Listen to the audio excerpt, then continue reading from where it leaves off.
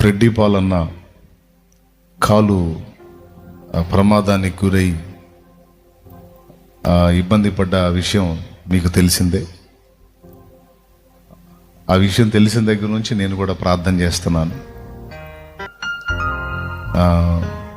మరి హైదరాబాద్ నుంచి గుంటూరు తీసుకొస్తే ఈరోజు మరి ఉదయం వెళ్ళి కొంత సమయం ఆయనతో గడపడానికి అవకాశం దొరికింది. దేవుని దయ వల్ల ఆయన క్షేమంగా ఉన్నారు, కోలుకుంటున్నారు. ఆయన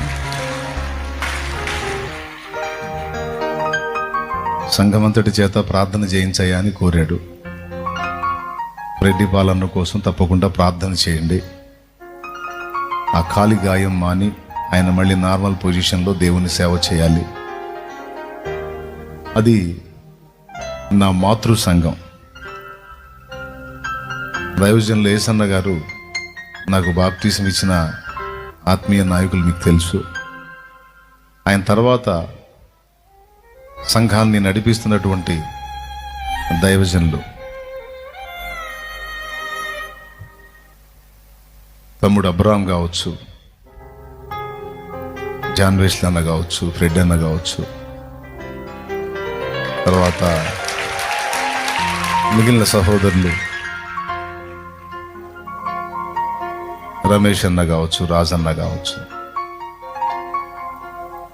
అన్నోళ్ళందరూ కూడా నా జ్ఞాపకాల్లో ఉంటారు. ఎందుకంటే